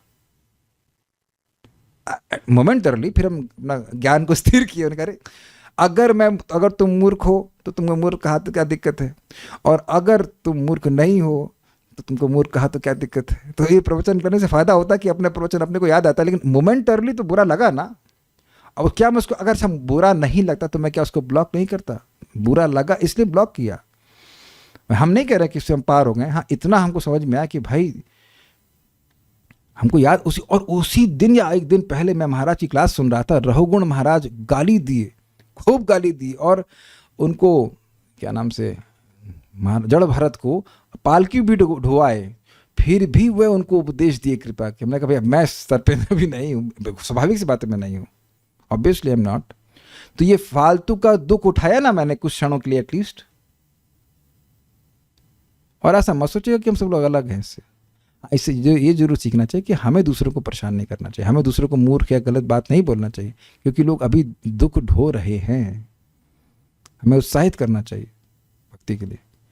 वहती मतलब वहती का क्या अर्थ लिया गया था? प्राप्त करते हैं, बारंबार दुखों को प्राप्त करते हैं और नहीं, दुखों को दुख समूह को धोते हैं और अपने कर्म फलों को प्राप्त करते हैं। अब एक प्रश्न होगा कि भाई जो भगवान के भक्त हैं कि उनको कर नहीं लगता? वस्तुतः नहीं लगता। वो भगवान की आयोजन से सुख और दुख को प्राप्त करते हैं। या तो अपने भक्ति में किए गए अपराध के कारण दुख प्राप्त करते हैं, या भगवान की विशेष इच्छा होती इस कारण से दुख होता है। प्रभुपाद कहते हैं भक्तों के दुख आर्टिफिशियल होते हैं, वो केवल इसलिए होते हैं ताकि भक्तों के जीवन में भगवान को प्राप्ति की उत्कंठा जागृत हो जाए। श्रीधरी, यदि कहें कि यह संसार चक्र तो मिथ्या है, इसके लिए इतना विषाद क्यों करते हैं? जैसे मान लीजिए कोई कहे प्रभु जी आप बहुत दुख हुआ कि आपने सपने में बहुत बिजनेस का लॉस कर दिया, तो अब आप बताइए कोई अगर ऐसे कहे तो क्या उसको विद्वान कहेंगे? लेकिन जब तक स्वप्न, समझिए, अगर स्वप्न ऐसा संभव होता हमारे पास कि अपने बच्चे के स्वप्न में हम प्रवेश करके देख पाते कि क्या स्वप्न देख रहा है, समझ रहे हैं बात, और वह उस स्वप्न में रो रहा होता और आप बाहर से ये क्षमता रखते कि ये देख लेते कि क्या स्वप्न देख रहा है, तब दुखी होते ना कि ये बेवकूफ क्या रहा है। अब मेरे समझा पा रहा हूं कि मैं क्या ने कहा? Are you able to understand this very nice shloka? Brahma ji self realised है, ज्ञातोस्मि अद्य, आज मैं आपको अपनी तपस्या के द्वारा समझ गया। अरे भैया मैं तो सेवक हूं भगवान श्री कृष्ण का, यहां कुछ टेंशन की बात नहीं है। तब अमेजिंग है, तब वह देख पा रहे हैं कि हम लोग स्वप्न देख रहे हैं। कुछ समय का जीवन है, 50-60 साल का जो भी अगर है, तो उसमें कुछ समय के लिए थोड़ी देर फड़फड़ा रहे हैं और चिंतित कर रहे हैं ये है। जैसे चींटियां देखते हैं ना, कितनी टेंशन होती है इनको, हो यह सामान वहां से उठा कर डोके ले जाएंगी, और एक नहीं 4-4 5-5 लोग डोके लेके जाते। काफी मतलब ये देखा जा रहा है, इस तरह से लोग लगे पड़े कर्म करने में और अपने को जानने का प्रयास बिल्कुल नहीं करे। तो क्या ब्रह्मा जी देख रहे हैं हमारे स्वप्न को? यस। तो इसीलिए वे दुखी हो रहे हैं कि ये चल रहा है। आप देखो बाहर थोड़ा सा टहल के आइए, बड़े टेंशन में लोग, इधर से उधर, उधर से इधर, उधर से उधर, उधर से उधर, सब टेंशन में घूम रहे हैं, परेशान है, and completely oblivious to the spiritual reality. आध्यात्मिक जीवन के प्रति पूरी तरह से वह अनभिज्ञ है। इसीलिए मैं तो देखिए विवेक दे सकता हूं, इस श्रीमद् भागवतम की चर्चा से बहुत बड़ा लाभ प्राप्त होता है। ये सारी चीज़ों को अगर आप इस क्लास में नहीं आते आज, तो आप ये सब सोच ही नहीं रहे होते, ना ही मैं सोच रहा होता। हम अपने स्वप्न के बारे में कुछ सोच रहे होते। देखिए जो व्यवहार में है हम लोग करना चाहिए, लेकिन ये याद रखना चाहिए कि ना तो इससे हमें सुख मिलेगा ना हमें दुख प्राप्त हो सकता है। जो व्यवहारिक है वो करना चाहिए, जो भी आवश्यक है वो करिए, लेकिन doing the needful does not mean it is our need. मैं समझा पा रहा हूं सब बातें क्या कह रहा हूं? चीजें हमारे कंट्रोल में है नहीं वस्तुतः। यदि कहें कि ये संसार चक्र तो मिथ्या है, इसके लिए इतना विषाद क्यों करते हैं? तो इस पर ब्रह्मा जी ने यावत इत्यादि श्लोक कहा है, ये आपकी माया इंद्रियों के विषय स्वरूपणी है। ये कुछ समझ में आया? आप कहते हो कभी, अगर आपने, आपको लगता है माया परेशान करती है? आप लोग नहीं, आपको नहीं कर रहे, आपको करती है माया परेशान करती है? राजेश प्रभु आपको भी करती है? महावीर प्रभु तो माया से परे हैं, नहीं। यहाँ कौन भक्त है जो कह दे कि इसको माया परेशान नहीं करती है? तो किस रूप में करती है? रूप रस गंध आदि के प्रलोभन देकर करके परेशान करती है कि नहीं? इसीलिए कह रहे हैं आपकी माया इंद्रियों के विषय स्वरूपणी है। जैसे मैंने एग्जाम्पल आपको दिया था मीठे का, घी का, हमें it be little mode of goodness but still परेशान तो करती है। तुम धन क्यों नहीं प्राप्त करते हो? तो विषयों को दिखा दिखा करके माया परेशान करती है। उसके कारण ये संसार चक्र अधिक बल संपन्न है। समझ रहे हैं बात? निकलना चाहता है, मान लो जीव मान लो निकलना भी चाहे, फिर उसको इंद्रिय विषय खींचते हैं। भगवान ने गीता में क्या बोला है? इंद्रियाणि प्रमाथिनी हरंति प्रसभम मनः। जो इंद्रियों को सम्मित करने का प्रयास कर रहा उसको भी खींच लेती हैं। जैसे मट्ठे में आप वो चलाते हैं मथानी, तो मतलब अब दही का अपनी सत्ता नहीं कि वो अपने हिसाब से चलेगा। वो चलेगा कैसे? जैसे मथानी चलती है। अगली बार जब मथें तो याद रखना, मथानी अगर ऐसे घुमाएंगे तो दही ऐसे घूमता है, समझे? और मथानी ऐसे घुमाएंगे उल्टा तो ऐसे घूमता है। अब वो सब एग्जाम्पल नहीं समझ में आ रहे होंगे। आज घुमाए माता जी लोग कभी मट्ठा उठा बनाया कभी नहीं? हाँ, तो ऐसे घुमाएंगे तो क्लॉकवाइज, एंटी क्लॉकवाइज तो एंटी क्लॉकवाइज, है कि नहीं? उसी तरह से जो इंद्रियां हैं जहां भागेंगे वैसे ही मन को मथ देती हैं। बिल्कुल इंद्रियाणी प्रमाथिनी हरंती प्रसव, जब तक शांत है शांत है, और जब इच्छा आ जाती है तो भाई अब सब भूल जाता है कि हमें वैकुंठ जाना है, गोलोक जाना है, हरि नाम करना है, सब भूल जाता है व्यक्ति। इसलिए बहुत संपन्न है। जब तक मनुष्य आपकी माया से अपने देहादि भाव को अलग नहीं मानता है तब तक उसका संसार चक्र नहीं निवृत्त हो सकता। समझे? जब तक अपने को देही मानता रहेगा उसको बार बार इस संसार में आना ही पड़ेगा। यह संसार चक्र मनुष्य को बहुत अधिक कष्ट प्रदान करता है। मान लो कोई पूछे कि आना भी पड़ेगा तो क्या दिक्कत है, तो कहते हैं ये कष्ट मिलता है। आप ये नहीं कह सकते कष्ट नहीं मिलता है। कष्ट तब समाप्त होगा जब स्वप्न समाप्त होगा, लेकिन जब तक स्वप्न देख रहे हैं तब तक कष्ट का अनुभव होता ही है। इसमें कर्मों का फल भोगना पड़ता है, और ऐसा नहीं कि यहाँ पे दिया टमाटर तो अगले जन्म में मिलेगा टमाटर, देंगे 1 टमाटर तो मिलेगा 100 टमाटर या व्हाटएवर। मतलब एक ही डायमेंशन में नहीं आता। थोड़ा सा पाप करते हैं देखने में और बहुत जन्मों तक पाप का भोगना और फल भोगना पड़ता है। ये तो आप लोग समझते हैं। या उसी प्रकार से पुण्य भी है। यहाँ पर पृथक्तामिदम पाठ है। जहाँ पर पृथक्तामिदम पाठ है वहाँ पर अर्थ होगा कि आपसे अलग देहादि भाव को वह नहीं देखता है तब तक व्यर्थ संसार चक्र से नहीं निवृत्त होता। इसको समझने का मतलब, इसका क्या मतलब है समझिए।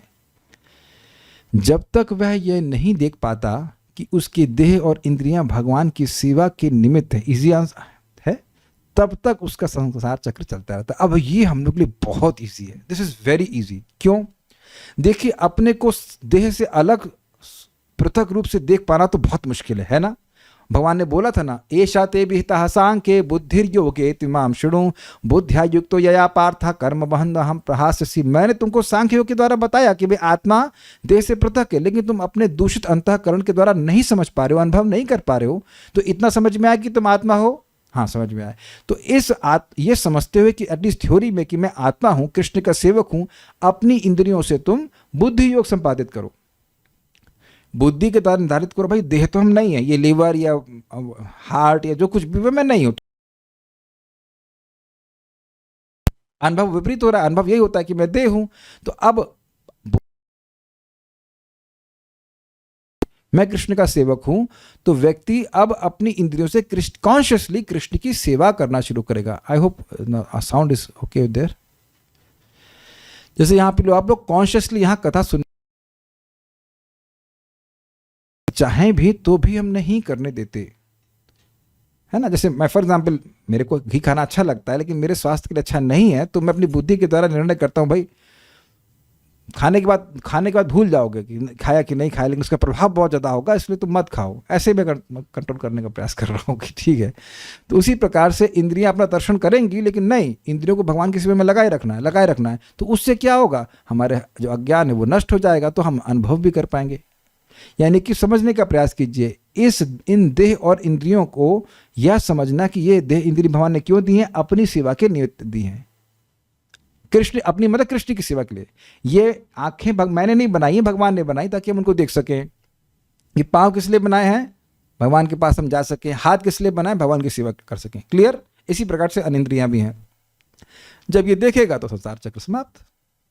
यद करोषि यदश्नाशी यद जुहोसि दासियत यद तपस्सी कौन्तेय तत्कुरुष मदर्पणम शुभाशुभ फलैरेव मोक्ष से कर बंधने संन्यास योग युक्तात्मा विमुक्त माम पैसे। जिस कर्म को करने से हम फंसते वही कर्म अगर कृष्ण को समर्पित कर देते हैं तो फिर व्यक्ति मुक्त हो जाता है। फिर प्रश्न होगा कृष्ण को समर्पित कैसे करें, कृष्ण को कैसे समर्पित करें? देखिए बहुत सिंपल है, धीरे धीरे समझने का प्रयास करें। कृष्ण आपके हृदय में ही है। It's not easy, it's not difficult. बस थोड़ा कॉन्शियस होना है कि कृष्ण मेरे हृदय में है। ये सुना ना कि भगवान मंदिर में है, तो आप इजी होता है ना, फूल लाए भगवान को अर्पण किया। Is it not easy? सुबह ही सुविधा। उसी प्रकार से धीरे धीरे स्मरण कर, धीरे धीरे सुनने से समझ में आया ना। नहीं तो लोग कहते हैं ये कृष्ण बलराम के सामने कहते हैं इसमें राधा रानी कौन है? कृष्ण बलराम के सामने खड़े हैं, तो नहीं सुने तो समझ में नहीं आ रहा कि राधा रानी कौन है, या गौर नहीं था ये कौन है। तो सुनने के बाद समझो तो अच्छा ये अच्छा भगवान कृष्ण है, ये चैतन्य महाप्रभु हैं, गौरांग है। तो उसी प्रकार से यह भी समझिए कि भगवान कृष्ण हमारे हृदय में है। तो अगर हम कोई कार्य कर रहे हैं तो बस थोड़ा सा कॉन्शियस होने का प्रयास करें कि कृष्ण ये आपकी प्रसन्नता के लिए आपको समर्पित है, इसे ये आप इससे प्रसन्न हो जाए, बस इट्स वेरी सिंपल। धीरे धीरे अभ्यास कीजिए, आपको याद होने लग जाएगा कृष्ण हमारे हृदय में है। जैसे मंदिर में याद रहता है कि भगवान है, ऐसे धीरे धीरे करके अपने हृदय में भी याद आने लगता है। कठिन नहीं है, अभ्यास तो करके देखिए। Krishna is there in the heart. और धीरे धीरे जब हम लोग अभ्यास करने लगते हैं तो हमें समझ में आता है कि हमारी इंद्रियां, हमारे देह आदि सब कुछ है वो भगवान का है। जब ऐसा हो जाएगा तो संसार का चक्र समाप्त हो जाएगा। समझ में आ गया बात? ठीक है। सारार्थदर्शनी, संसार हेतु तुम क्यों विलाप करते हो जबकि यह तो व्यर्थ है।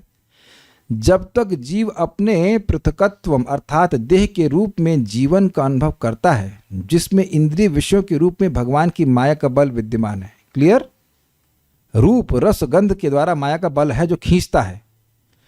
ये भी समझ में नहीं आएगा। देखिए, इंद्रियों के विषय इंद्रियों से श्रेष्ठ कहे गए हैं क्योंकि वे इंद्रियों को खींच लेते हैं। ठीक, तो इसलिए कह रहे हैं कि माया का बल इन जीव पर कैसे पड़ रहा है, इसकी इंद्रियों पर, इंद्रिय विषयों के रूप में। ये देखो, वो छुओ, वो इस प्रकार से माया के बल खींचता है जीवों को।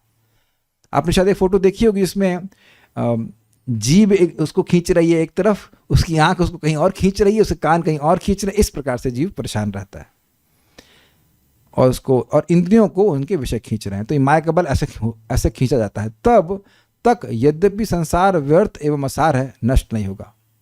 जगत में कोई दम नहीं है, लेकिन व्यक्ति बार बार संसार को प्राप्त करता रहेगा। संसार दुख निवहम अर्थात बहुत सारे ऐसे पढ़िए, संसार दुख निवहम अर्थात बहुत सारे दुख देता है और सभी कर्मों के लिए परिणाम भी देता है। ये बात बहुत ध्यान सुनिएगा, ब्रिलियंट कमेंट्री है। ये संसार हमारे लिए सुख देने के लिए नहीं दिया गया है। दुखालयम अशाश्वतम, इसको कहा गया कि संसार में एक समुद्र है। वो समुद्र क्या है पता है? हमारे आंसुओं का बना हुआ समुद्र। बड़ा अजीब सा लगता है, लेकिन जितने जन्मों में हमने अगर एक एक आंसू भी रोए ना, उससे अधिक रोए, तो उतने आंसुओं से एक सागर बन जाएगा। लेकिन भगवान की कृपा ऐसी है, भगवान का नाम ऐसा है कि उससे सारा वो समुद्र पूरा सूख जाता है। भगवान की भक्ति इस प्रकार की, इसलिए लोगों को भक्ति देनी चाहिए। नहीं तो आप देखिए कि एक जीव, सारे लोग मिलकर एक जीव का शोक भी नष्ट नहीं कर सकते। क्या प्रमाण है? अर्जुन ने कहा, अपि त्रैलोक्य राजस्य हेतु किम नु मही कृते। तीनों लोगों का राज्य भी मिल जाए, पूरी पृथ्वी का साम्राज्य मिल जाए, तब भी मेरे को से क्या लाभ। अर्थात इतना शोक हो गया है कि अगर उस शोक को मिटाने के लिए स्वर्ग का राजा भी बना दिया जाता तो अर्जुन कहते हैं वो शोक मेरा नष्ट नहीं होने वाला था। आप समझ गए ना? बहुत बड़ी बात है ना। इस जगत में देखा गया है कि लोग आत्महत्या कर लेते हैं। क्यों आत्महत्या कर लेते हैं? उनको इस जगत में ऐसी कोई वस्तु नहीं दिख रही होती जिसके द्वारा उनका शोक चला जाए, है कि नहीं? तो ये स्वाभाविक सी बात है। जब जीव को भक्ति प्राप्त होती है तब उसका दुख नष्ट होता है, नहीं तो रोता ही रहेगा। रोते हुए आते सब, तो रोते हुए आते हैं, रोते हुए मर जाएंगे और उसके बाद फिर रोने के लिए चालू हो जाएंगे। और सभी कर्मों के लिए परिणाम भी देता है। This shows the cold bloodedness of material nature. समझ गए? प्रभुपाद कहते हैं कि मान लीजिए कोई बच्चा छत से गिर जाए तो माया नहीं कहेगी अरे ये तो बच्चा छोटा कितना क्यूट लग रहा है, इसकी हड्डियां मैं नहीं तोड़ूंगी, ऐसा बोलेगी? ऐसा होता है? Cold blooded, that's what Prabhupada says. जो व्यक्ति जान अनजान कुछ भी कर्म करता है उसका फल भोगना ही पड़ता है। क्या ये आपको, how to say that, don't you feel it is very merciless? कोई अज्ञान में कुछ कर्म कर रहा है तो तब तो उसको नहीं मिलना चाहिए ना फल। बुरी नीयत से भी नहीं कर रहा है, घी तो पी रहा है तो किसी को चोरी तो नहीं कर रहा, फिर मरते हैं लोग। मैंने सुना है कुछ करोड़ों लोग हार्ट अटैक से मरते हैं, तो पानी पी कर तो हार्ट अटैक नहीं पड़ रहा है ना। तो जो कर्म कर रहा है उसका फल दिया ही जा रहा है। जैसी करनी वैसा फल, आज नहीं तो निश्चित कल। तो इस प्रकार का जगत है, कोई कृपा नहीं है।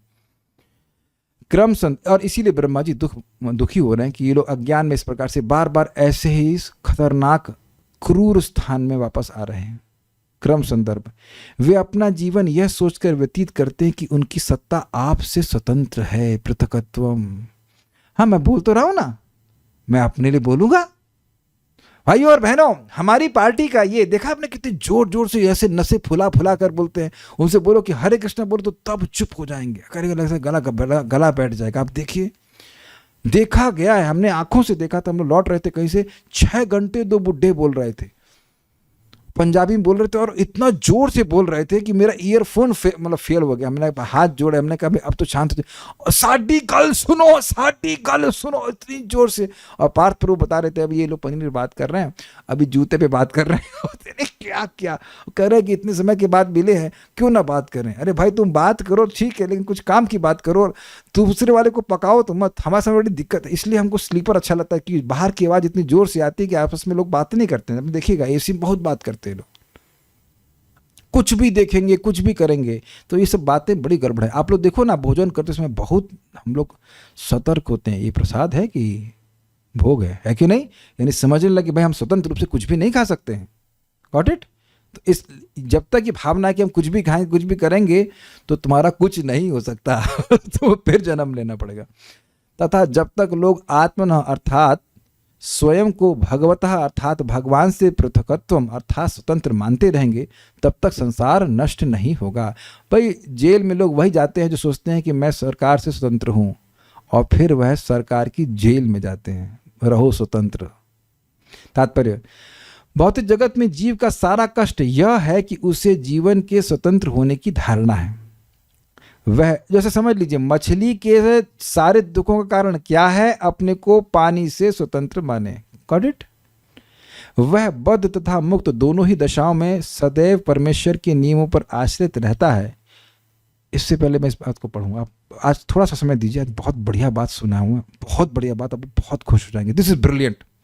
इसी से संबंध में आप बार बार सोचते होंगे प्रभुपाद जी बार बार यह क्यों कहते हैं कि हमें भगवान से स्वतंत्र नहीं रहना चाहिए। आपको पता है क्यों कहते हैं? परम पूज्य राधानाथ महाराज समझा रहे थे कि देखिए, सभी बद्ध जीव भगवान को प्रिय हैं।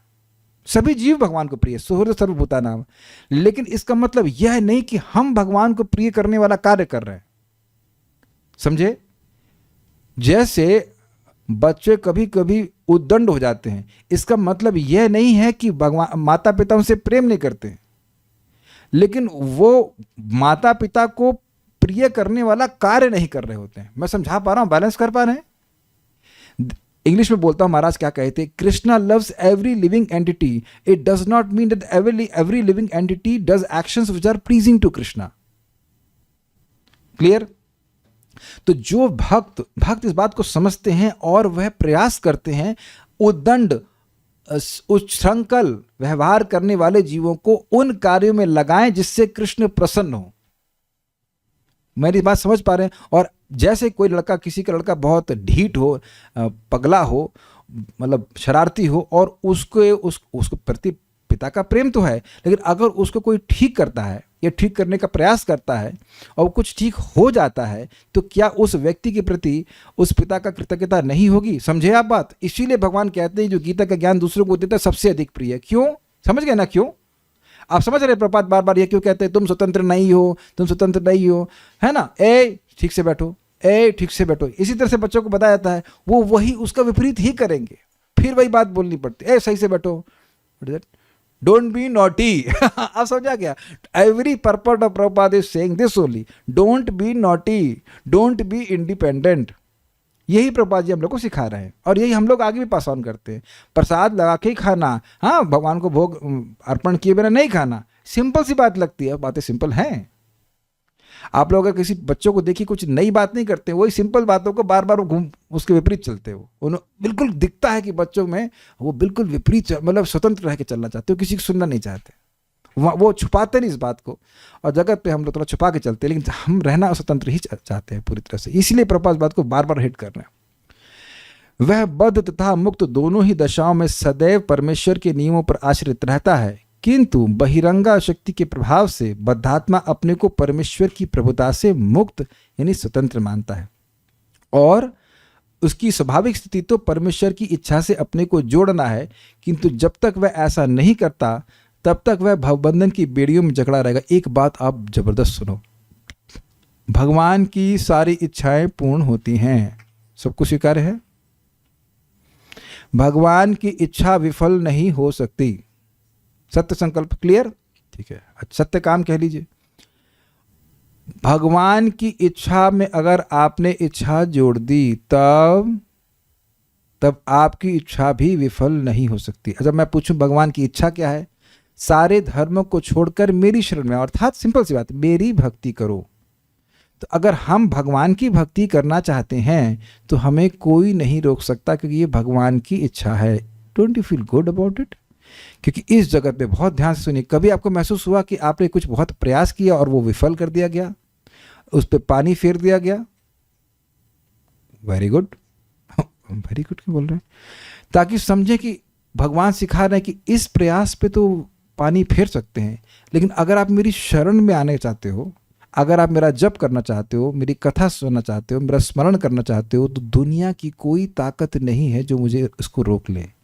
मैं फिर से रिपीट कर रहा हूँ, थोड़ा सा क्लास लंबा हो रहा है लेकिन ध्यान से सुनिए, बहुत बड़ी शिक्षा मैं आपको समझा रहा हूँ। हम इस जगत में बहुत सारे कार्य करते हैं, वो नहीं भी होंगे चलेगा। जैसे आज मैं जिस बैंक में काम में करने गया था, हम नोएडा में गए थे, वो अलग रूल, और यहाँ आए तो अलग रूल, तो फिर उस चक्कर में भाग रहे हैं इधर से उधर, फिर से मुझ पर दया आ गई। अब दोबारा क्या जाएंगे, चलिए कोई बात नहीं, हम ऐसे पास कर दे रहे हैं। तो 1000 तरह के नियम हर जगह अलग होते हैं, तो आप उसमें विफल हो सकते हो। लेकिन भगवान की एक सिंपल सी इच्छा भगवान ने बताई ना, मन मना भव मद भक्तो मद याजी माम नमस्कुरु। ये लग रहा है ना भगवान की इच्छा है, मेरा स्मरण करो। सुनो बहुत ध्यान से प्लीज, आज बहुत ध्यान सुनिए आप। मेरा स्मरण करो, मेरे भक्त बनो, मेरी पूजा करो और मुझको नमस्कार करो। भगवान 2 बार बोले ना, क्लियर? और ऐसा करोगे तुम मेरे पास आ जाओगे। भगवान ये चाहते हैं ना उनके पास वापस आ जाएं। अगर हम अपनी चाहत को भगवान से चाहत से मिला दें कि हम ये 4 चीज़ें करने के लिए अपने जीवन को सेट करना है, आपको दुनिया में कोई ताकत नहीं जो भगवान के पास जाने से रोक दे। Is not encouraging? चाहे पढ़े लिखे हों, चाहे माता जी हों, चाहे प्रभु जी, सर्वथा वर्तमानोपि न सब भूयो पि जायते। कैसी भी अवस्था में हो, बस अपना देह धारण करने के लिए भक्ति मतलब कुछ कार्य कर रहा है, वह दोबारा जन्म नहीं लेगा। दिस इज योर मोक्ष योग, मोक्ष योग सूत्र। हमको बहुत अच्छा लग रहा है बात, अगर आप विचार करें तो। देखिए क्या लिखा है, उसकी स्वाभाविक स्थिति तो परमेश्वर की इच्छा से अपने को जोड़ना है, किंतु जब तक वह ऐसा नहीं करता तब तक वह भवबंधन की बेड़ियों में जकड़ा रहेगा। जैसा कि भगवत गीता में कहा गया, प्रजहाति यदा कामान सर्वान पार्थ मनोगतान आत्मन्य आत्मना तुष्टा स्थित प्रज्ञस्थित उच्यते। बड़ा सुंदर है। जिसकी प्रज्ञा, जिसकी चेतना स्थित हो गई भगवान में, फिक्स हो गई, यानी पवित्र हो गई है, तो वह अब सारी मनोगत इच्छाओं को छोड़ देता है। सही मेरी मनोगत इच्छा है कि घी चाहिए, और तो ऐसा भी नहीं पागल हो रहा हूँ, बट है अभी तो इच्छा है ना। आप में से बहुत से लोग तो घी में कोई इंटरेस्ट नहीं रखते होंगे, इज इट नॉट? जैसे मुझे कोई ऐसे अहंकार में नहीं बोलना, ऐसे कोई मीठे की कोई खास हैंकरिंग नहीं होती, तो कुछ लोग ऐसे होंगे बहुत मीठे में आसक्त होंगे, किसी के अलग। तो यानी कि ये सारी हमारी मनोगत इच्छाएं। किसी को कारें बहुत अच्छी लगती होंगी, किसी को बिल्कुल नहीं अच्छी लगती हैं। तो ऐसे अलग अलग हमारी जो इल्यूजन्स हैं वह मनोगत है, मन से उत्पन्न है। और जब इन सब, इसीलिए इनको त्यागा जा सकता है। लेकिन कृष्ण की सेवा को हम क्यों नहीं त्याग सकते? क्योंकि वो हमारा स्वरूप है। और इस प्रकार से व्यक्ति अगर समझ जाए कि मेरा एकमात्र कार्य कृष्ण को संतुष्ट करना है, तो सब बढ़िया हो जाएगा। उसे मनोरथ द्वारा तैयार की गई सभी प्रकार की योजनाओं का परित्याग करना होता है। जीव को, समझ गए ना इस लाइन को? ऐसे इसके द्वारा इस भौतिक सुविधा को प्राप्त करके मैं सुखी हो जाऊंगा, इस बात को छोड़ करके भगवान की सेवा करके मैं सुखी होऊंगा, ये स्वीकार कर ले। जीव को अपने आप को परमेश्वर की इच्छा के साथ जोड़ना होता है। इससे भव पाश से निकलने में उसे, ब्रैकेट में लिख लीजिएगा, भगवान से सहायता मिलेगी। मैं फिर रिपीट कर रहा हूं, इससे भव पाश से निकलने में उसे भगवान से सहायता मिलेगी। तो आप लोगों के अंदर ये भाव आ सकता है, आप प्रभुपाद के तात्पर्य में कुछ जोड़ रहे हैं। जी हम जोड़ कुछ नहीं रहे हैं, हम खाली स्पष्ट कर रहे हैं। जब कोई जीव भगवान के द्वारा बताए गए उपाय को स्वीकार करता है भाई साहब, तो उसको भगवान से सहायता मिलती है। क्योंकि अगर वह भगवान के द्वारा बताए गए उपाय में विफल हो गया, आप मेरी बात प्लीज, मैं हाथ जोड़कर बोल रहा हूं, प्लीज इस बात को समझने का प्रयास कीजिए। एक सद्वैद्य आपकी रिस्पॉन्सिबिलिटी लेता है। इफ आप उसकी आज्ञा का पालन करते हैं और कुछ गड़बड़ हुआ तो अपनी उसको हार मानता है कि ये कैसे गलती हो गई मेरे। भगवान ऐसे वैद्य नहीं उनको जो कहते हैं हरे कृष्ण करके देखो कि माया नष्ट होती नहीं, एने 6 औषधि माया नसी बार लागे। मैं भी कुछ इलाज करता हूँ लेकिन अपने मतलब शरीर का, लेकिन कुछ निश्चित नहीं होता कि इससे इलाज होगा ही। समझ रहे ना बात? कोई वैद्य नहीं कह सकता कि ये तुम दवा लोगे तुम पक्का ठीक हो जाओगे। हम प्रयास कर रहे हैं, लेकिन ठाकुर जी ऐसा नहीं कह रहे कि आप हरे कृष्ण मंत्र से ठीक नहीं होंगे। एने 6 औषधि माया नसी बार लागी, हरि नाम महामंत्र लय तुम्हें मांगी। वी शुड बी कन्विंस्ड, ये भागवतम, ये हरे कृष्ण मंत्र निश्चित उपाय है माया से जीतने का, लाइक दिस। और इसका आश्रय अगर हम ले रहे हैं, कोई संभावना ही नहीं कि हम जो है हार जाएं। कभी नहीं सोचना ऐसा, कभी भी नहीं सोचना। प्लीज इस बात को समझने का प्रयास कीजिए। We have taken shelter of Mahaprabhu, भगवान चैतन्य महाप्रभु, प्रभुपाद जी, नित्यानंद प्रभु का आश्रय ले रहे हैं, उनकी बात मान करके हम चल रहे हैं आगे। निश्चित अपने जीवन में देखिएगा सहायता पे सहायता मिलती जाएगी, हम असफल हो ही नहीं सकते। एक और बात बोल के मैं रुकता हूँ। महाराज कह रहे थे कि जब कोई जीव भगवान की ओर आगे बढ़ता है तो भगवान जानते हैं कि अगर वो सहायता नहीं करेंगे तो ये सफल हो ही नहीं सकता। इसीलिए कहते हैं योगक्षेम में हम, जो उसके पास आध्यात्मिक सफलता नहीं होती है उसको जोड़ती है और जो है उसको प्रोटेक्ट करती है। Stop here, there so many things to. बहुत अच्छा मैं तात्पर्य लगा था। क्लास सुनते हैं तो याद रहता है कि नहीं मैं ये शरीर नहीं हूँ, मैं तो आत्मा हूँ, लेकिन फिर भूल जाते हैं। तो फिर आओ क्लास में। कोई क्लास में एक व्यक्ति हमको आज ज्वाइन किए, कहते हैं प्रभु जी आपकी क्लास में सुनना चाहती हूँ, कितनी फीस है? हमने कहा कोई फीस नहीं है, अपना समय दीजिए बस, और कुछ नहीं, फीस क्या ले रहा हूँ। जो पुण्य इकट्ठे हैं क्या वो खर्च भी होते हैं? बहुत अच्छा प्लास है। देखिए अगर आपने कर्म कांडीय पुण्य खर्च किए हैं तो नष्ट होते हैं। क्षीणे पुण्य मर्त्य लोकम विशंति, लेकिन भाई साहब भक्ति का पुण्य नष्ट हो ही नहीं सकता। जब तक स्वर्ग में रहना चाहोगे रह सकते हो, उसके बाद वैकुंठ चले जाओगे। 18वां अध्याय भगवद गीता का महिमा पढ़ लेना। मैनी टाइम, अरे बाप रे, तो अब तो पूरा पेज ही लिख दी। चलिए थोड़ा सा समय ले लें। Many times there are certain courses which may not be bhakti but are very good for practical life, like course of drama or public speaking etc. Although I am also interested in them, but still what should be my thinking? Are these courses to be done? ये courses इस भाव से कर सकते हैं कि आगे जाके भगवान की भक्ति में लगाऊंगा, जैसे अर्जुन की आचार्य सीख रहे थे। बहुत अच्छा प्रश्न है, बहुत अच्छा प्रश्न है। देखिए ये बहुत अच्छा प्रश्न किया है। देखिए भगवान की शरणागत होने का मतलब यह नहीं कि अपने स्वभाव को आप छोड़ दें।